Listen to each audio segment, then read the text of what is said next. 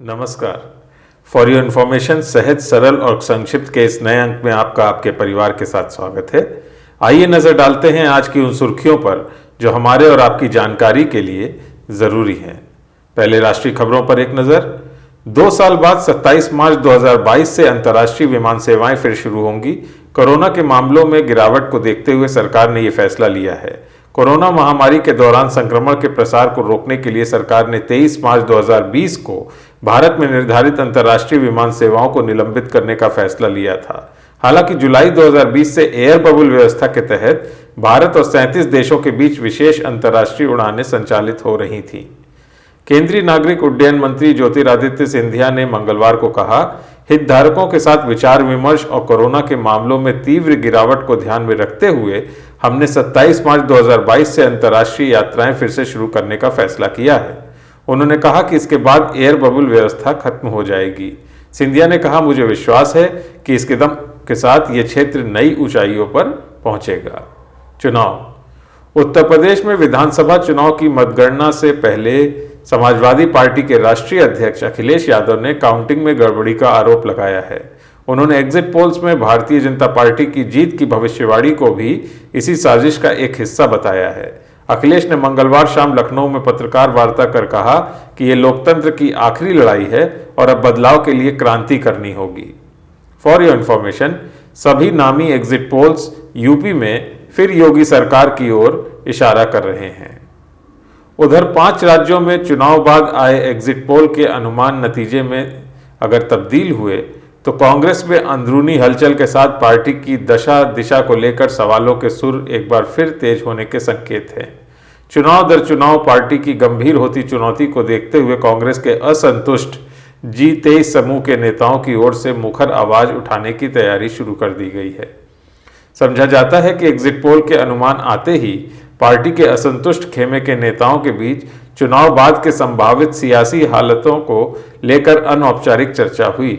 इस चर्चा में इस आशंका को लेकर चिंता व्यक्त की गई कि एग्जिट पोल यदि नतीजे में तब्दील हो गए तो पंजाब और उत्तराखंड में सत्ता हासिल करने को न केवल मौका छिन जाएगा बल्कि राष्ट्रीय स्तर पर कांग्रेस के विपक्षी विकल्प बने रहने पर भी सवाल उठाए जाने लगेंगे। अंतर्राष्ट्रीय खबरों पर एक नजर। रूसी राष्ट्रपति व्लादिमीर पुतिन को जानवर बताते हुए यूक्रेनी राष्ट्रपति व्लादिमीर ज़ेलेंस्की ने पश्चिमी देशों को चेतावनी दी कि यूक्रेन में जारी युद्ध यहीं नहीं रुकेगा और बल्कि बाकी दुनिया को भी प्रभावित करेगा। CNN के मुताबिक ABC वर्ल्ड न्यूज टुनाइट पर सोमवार को एक साक्षात्कार के दौरान ज़ेलेंस्की ने कहा कि हर कोई सोचता है कि हम अमेरिका या कनाडा से बहुत दूर हैं। नहीं, हम इस स्वतंत्र क्षेत्र में हैं। जब अधिकारों और स्वतंत्रता की सीमाओं का उल्लंघन किया जा रहा तो आपको आगे बढ़कर हमारी रक्षा करनी होगी, क्योंकि हमारे बाद आपका नंबर आएगा। हम जिस जानवर से जूझ रहे हैं उसकी भूख आसानी से मिटने वाली नहीं है। वह जितना खाता है उतना ही उसे और चाहिए। उधर अमेरिकी राष्ट्रपति जो बाइडेन ने रूस के तेल आयात पर प्रतिबंध लगा दिया है। यूक्रेन पर आक्रमण के लिए जवाबी कार्रवाई में रूसी अर्थव्यवस्था पर टोल को सख्त किया है। निकासी को लेकर भारतीय दूतावास ने भी जारी की है अपनी एडवाइजरी। भारतीय छात्रों की निकासी को लेकर कीव स्थित भारतीय दूतावास ने कहा कि 8 मार्च को सुबह 10 बजे से यूक्रेन के विभिन्न हिस्सों में फंसे लोगों को निकालने के लिए मानवीय गलियारे की घोषणा की गई है। सभी फंसे हुए भारतीयों ने इस अवसर का उपयोग करने और ट्रेनों या वाहनों या परिवहन के अन्य उपलब्ध साधनों का उपयोग करने के साथ ही निकलने का आग्रह किया जाता है। अर्थ जगत से। भारतीय रिजर्व बैंक के गवर्नर शक्तिकांत दास ने मंगलवार को एक नई सेवा शुरू की जिसके जरिए 40 करोड़ से अधिक फीचर फोन या सामान्य मोबाइल फोन उपयोगकर्ता सुरक्षित तरीके से डिजिटल भुगतान कर सकेंगे। जिन लोगों के पास इंटरनेट कनेक्शन नहीं है वो UPI 123 पे यानी 123 पे नाम से शुरू की गई इस सेवा के जरिए डिजिटल भुगतान कर सकते हैं और ये सेवा साधारण फोन पर काम करेगी। दास ने कहा कि अब तक UPI की सेवाएं मुख्य रूप से स्मार्टफोन पर ही उपलब्ध हैं, जिसके चलते समाज के निचले तबके के लोग इसका इस्तेमाल नहीं कर पाते हैं। उन्होंने कहा कि खासतौर से ग्रामीण क्षेत्रों में ऐसा है।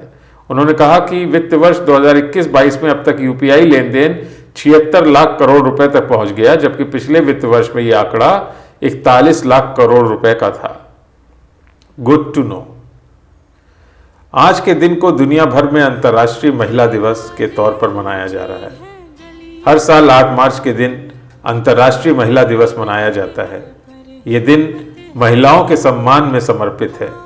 महिलाओं के योगदान की वैसे तो हर दिन ही सराहना की जानी चाहिए, लेकिन फिर भी उनके योगदान और सम्मान में एक खास दिन निर्धारित किया गया है, वह है 8 मार्च का दिन, यानी आज। लेकिन आखिर क्या आप जानते हैं कि इस दिन को मनाने की शुरुआत कैसे हुई और किसने की थी?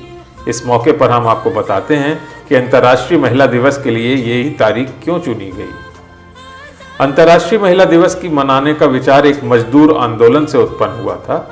साल 1908 में जब 15,000 महिलाओं ने न्यूयॉर्क शहर में रैली निकाली थी, जिसकी मांग थी नौकरी के घंटों को कम करना, काम के हिसाब से वेतन देना और साथ ही मतदान का भी अधिकार देना। इस घटना के ठीक एक साल बाद सोशलिस्ट पार्टी ऑफ अमेरिका ने इस दिन को पहला राष्ट्रीय महिला दिवस घोषित कर दिया। प्रसिद्ध जर्मन एक्टिविस्ट क्लारा जेटकिन के प्रयास के चलते इंटरनेशनल सोशलिस्ट कांग्रेस ने साल 1910 में महिला दिवस के अंतर्राष्ट्रीय स्वरूप और इस दिन पब्लिक हॉलिडे को सहमति दी थी। इसके बाद 19 मार्च 1911 को पहला अंतर्राष्ट्रीय महिला दिवस डेनमार्क और जर्मनी में आयोजित किया गया। हालांकि महिला दिवस की तारीख को साल 1921 में बदलकर 8 मार्च कर दिया गया। तब से महिला दिवस पूरी दुनिया में 8 मार्च को ही मनाया जाता है। महिलाओं के खिलाफ भेदभाव को खत्म करने के लिए दुनिया भर में इस दिन को मनाया जाता है। इस दिन को इसलिए भी सेलिब्रेट किया जाता है ताकि महिलाओं के विकास पर ध्यान केंद्रित किया जा सके और उनकी उपलब्धियों पर गर्व किया जा सके। सलाम इस नारी शक्ति को। आज के लिए बस इतना ही। अपना और अपने परिवार की सेहत का बहुत ख्याल रखिएगा। शुभ रात्रि।